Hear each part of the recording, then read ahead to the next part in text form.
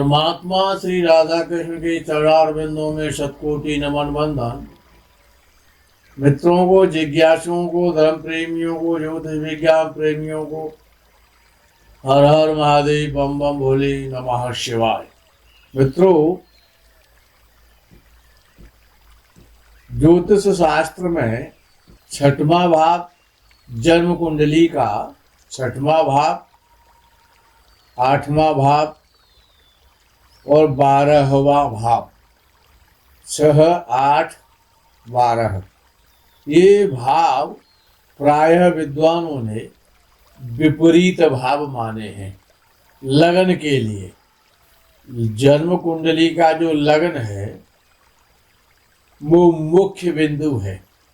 जैसे शरीर में हमारा चेहरा, वैसे ही जन्म कुंडली का लग्न सबसे इम्पोर्टेंट पॉइंट है। पाराशर जी ने तीसरे भाव को भी विपरीत भाव माना है। अब ये 4 विपरीत भाव हो गए। तीसरा भाव, छठवां भाव और 12वां भाव, ये विपरीत हैं। अब इन विपरीत भावों के द्वारा विपरीत राजयोग बन जाता है। विपरीत भावों में यदि तुलना करें तो 12वां भाव जो विपरीत भाव में आता है वो ऐसे समझ सकते हैं कि वो 10% कमजोर है, 10% विपरीत है, न्यूट्रल में गिन लिया जाता है। लेकिन विपरीत उसको नाम दिया गया है। तो यदि 12वें भाव से या 12वें भाव में यदि विपरीत राजयोग बन रहा है तो वो राजयोग तो मान लिया जाएगा, लेकिन वो कमजोर विपरीत राजयोग है, 10% है। और यदि यही राजयोग तीसरे भाव में बन रहा है, विपरीत राजयोग, जैसे 8वें भाव का स्वामी तीसरे भाव में बैठा है तो विपरीत राजयोग है, तो वो 20% है। यानी द्वादश भाव से ज्यादा बली है वो विपरीत राजयोग। और तीसरे भाव से भी तो ज्यादा बली है विपरीतता में, तो छठवां भाव है। छठवां भाव ऐसे माना जाएगा कि वो 40% है। तीसरे भाव का जस्ट डबल कर दो, वो ज्यादा बलवान विपरीत है। ये 6वें भाव का स्वामी 8वें भाव में बैठ जाए तो विपरीत राजयोग तो बना, उसका जो फल है वो 40% हो जाएगा, सॉरी 80% हो जाएगा। क्योंकि एक तो वो 40% स्वयं है, वो 8वां जो भाव है वो 80% विपरीत है, सबसे बली विपरीत है, वो सर्वाधिक बली है विपरीतता में, खराबी में, बुरे में। विपरीत तो वही तो है जो हमारे विपरीत काम करता है, जो लगन के विपरीत चलता है, वही तो विपरीत है। अब विषय आता है कि 6वें भाव का स्वामी 8वें भाव में बैठ जाए या 12वें भाव में बैठ जाए। 6वें भाव से लगन से 8वां भाव और 12वां भाव, तो 6वें भाव का स्वामी अपने भाव से, 6वें भाव से तीसरे भाव में यानी लगन से 8वें भाव में, या लगन से 12वें भाव में और अब 6वें भाव से 7वें भाव में अर्थात 12वें भाव में बैठे, तो विपरीत राजयोग तो बना। लेकिन जब वो 8वें भाव में बैठेगा तो बहुत ज्यादा बढ़िया फल करेगा विपरीत राजयोग। और वही 6वें भाव का स्वामी जब 12वें भाव में बैठेगा तो वो विपरीत राजयोग तो बना, लेकिन बहुत कमजोर विपरीत राजयोग है, तो वो 12वें घर के द्वारा बन रहा है। जो 6वें भाव का स्वामी 8 या 12 में बैठता है लगन से, तो उसको हर्ष योग की संज्ञा दी गई है। तो जो 6वें भाव का स्वामी 8 में बैठेगा तो बहुत अच्छा फल करेगा विपरीत राजयोग के तहत।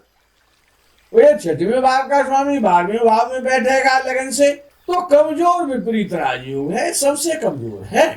तो ऐसा जातक क्या करेगा?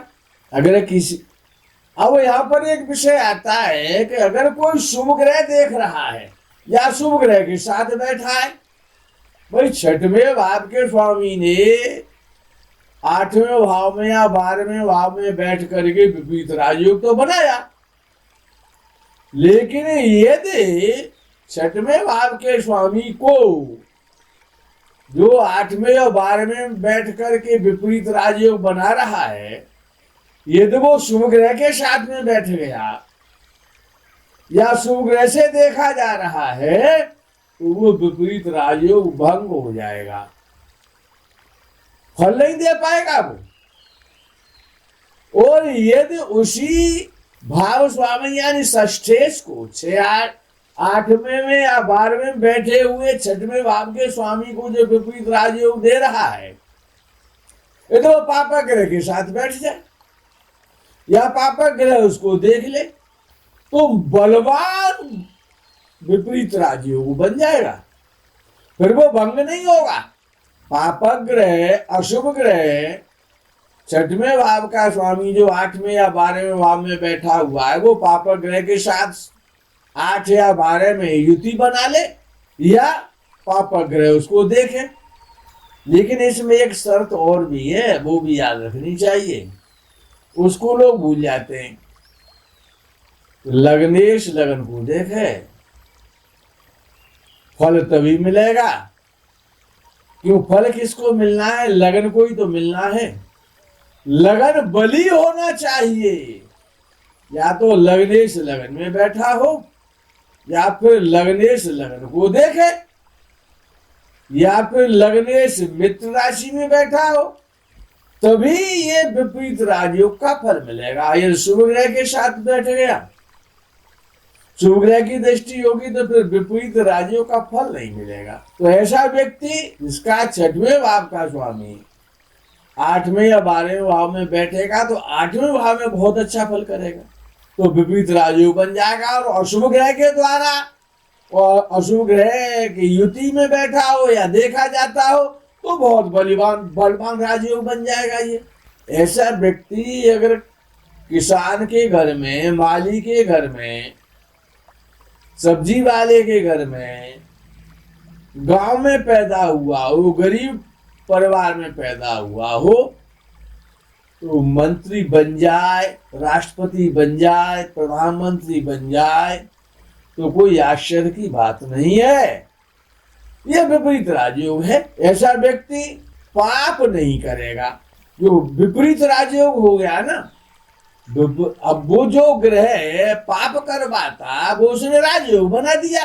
भाई छठवें भाव का स्वामी दुष्ट है, लेकिन जब वो विपरीत राजयोग बनाता, पापक ग्रह से देखा जाता है, तो ऐसा व्यक्ति पाप भीरू हो जाता है, पाप नहीं करना चाहता, गलत नहीं करना चाहता, बड़ा प्रसिद्ध होता है, यशस्वी होता है, अपने जनपद में, अपने नगर में, अपने प्रदेश में बड़ा प्रमुख पद प्राप्त करता है, धनवान होता है, दौलतवान होता है, मित्रों का उसको सुख प्राप्त होता है, यशस्वी होता है, दीर्घायु होता है, चेहरा हमेशा कांतिमान रहता है, समस्त सुख भोगता है। और दूसरा विषय आता है ऐसे ही 8वें भाव का स्वामी, जब 8वें भाव का स्वामी छठवें में बैठ जाए अपने भाव से, यानी लगन से छठवें भाव में 8वें भाव का स्वामी बैठे, तो विपरीत राजयोग बना दिया।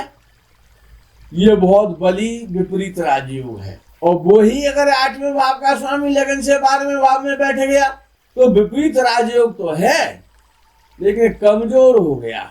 लेकिन लग्नेश लगन को देखता हो या लग्नेश लगन में बैठा हो, और अष्टम भाव का स्वामी जो विपरीत राजयोग बना रहा है 6 और 12 में बैठ करके, उसको पापक ग्रह देखता हो या पापक ग्रह की युति में बैठा हो, तो बलि विपरीत राजयोग हो जाएगा, महान बलि हो जाएगा वो। तो ऐसा जातक दीर्घायु होगा, सरल स्वभाव का होगा, विद्यावान होगा, निर्भीक होगा, पुत्रवान होगा, धनवान होगा, समस्त कार्यों में सफलता प्राप्त करने वाला होगा, पवित्र आत्मा होगा, शत्रुओं पर विजय प्राप्त करके और प्रसिद्धि प्राप्त करेगा। अब आता जो द्वादश भाव के स्वामी से जो विपरीत राजयोग बनता है, ये सबसे कमजोर है। वो द्वादश भाव के स्वामी के द्वारा बनना है। तो द्वादश भाव का स्वामी 8वें भाव में लगन से 8वें भाव में या 6वें भाव में बैठे तो विपरीत राजयोग बना देगा। लेकिन शर्त याद रखो कि शुभ ग्रह की युति ना हो और शुभ ग्रह देखता ना हो। अशुभ ग्रह देखता हो या अशुभ ग्रह साथ में बैठे तभी विपरीत राजयोग बनेगा। और लगन बली हो जाए तो विपरीत राजयोग तो है ये, लेकिन कमजोर राजयोग है, कमजोर विपरीत है। तो ऐसा व्यक्ति कम खर्चीला होगा, मितव्ययी होगा। कंजूस तो नहीं कह सकते, धन संचय करने वाला, धन एकत्रित करने वाला, अपने गुणों के कारण सबका प्रिय होगा। सब लोग ऐसे व्यक्ति का सम्मान करेंगे। सुखी होगा, स्वतंत्र विचारों वाला होगा, अच्छे कार्य करने वाला होगा, धर्म पर चलने वाला होगा, दूसरों के अनुकूल आचरण करने वाला होगा। उसके आचरण से वो ऐसा आचरण करेगा, ऐसा व्यवहार करेगा कि किसी को कष्ट नहीं होना चाहिए। अब एक विषय आता है कि जो शुभ ग्रह है, अब शुभ ग्रह में बृहस्पति है, बुध है, शुक्र है और चंद्र है शुक्ल पक्ष का, ये शुभ ग्रह है। तो सारे शुभ ग्रह 6वें भाव में, 8वें भाव में और 7वें भाव में बैठ जाए, तीनों भावों में बैठ जाए, 6वें में, 7वें में और 8वें में। तो यह बहुत उच्च कोटि का राजयोग है। इसको लग्नादि राजयोग कहते हैं कि समस्त शुभ ग्रह 6वें, 7वें और 8वें भाव में बैठ जाए। पापक ग्रह ना बैठा हो इनके साथ में, उतना ही ये लग्नादि राजयोग कमजोर हो जाएगा। अगर केवल शुभ ग्रह बैठे हैं 6, 7 और 8 में लगन से, तो ये उच्च कोटि का राजयोग है। जब ऐसा राजयोग बनता है जिसकी भी कुंडली में, वो व्यक्ति धनी होता है, सम्मानित होता है, उच्च पद प्राप्त करता है, लग्जरी लाइफ होती है, भूमि का सुख है, वाहनों का सुख है, भवन का सुख है, पत्नी का सुख है, धन का सुख है, शरीर का सुख है, समस्त प्रकार के सुख राजा महाराजाओं की तरह भोगता है। और यही योग यदि चंद्र से बन रहा है कि चंद्र से 6वें भाव में, 7वें भाव में और 8वें भाव में समस्त शुभ ग्रह बैठ जाए, बुध, बृहस्पति, शुक्र और चंद्र। चंद्र से 6वें, 7वें और 8वें भाव में, चंद्र कहीं पर भी बैठा हो उससे मतलब नहीं है। 10वें भाव में बैठा हो, चाहे वो लगन में बैठा हो, चाहे 4थे भाव में बैठा हो, चंद्र से लिखा गया है वहां पाराशर जी के द्वारा कि चंद्र से 6वें, 7वें और 8वें भाव में समस्त शुभ ग्रह बैठ जाए तीनों भावों में, तो ये चंद्राधि राजयोग बनता है। जैसे पूर्णिमा का चंद्र प्रकाशित होता है, सारे संस्कार, सारे संसार के अंधकार को हरण कर लेता है। एक चंद्र तमोहंती निच तारागण शतैरपि, हजारों हजार तारागण मिल करके अंधकार को दूर नहीं कर पाते। इसी प्रकार से अकेला चंद्रमा, जब पूर्णिमा का चंद्र निकलता है तो अंधकार का नाश कर देता है। ऐसे ही ऐसा व्यक्ति चंद्रादि राजयोग के द्वारा और समस्त संपत्तियों को जीत लेता है, दिग दिगंत में अपना नाम रोशन करता है और अंत में भगवान के धाम को प्राप्त होता है, समस्त सुख भोगता है, राज करता है, राजा की तरह जीवन व्यतीत करता है, बहुत बड़ा यशस्वी व्यक्ति बन जाता है।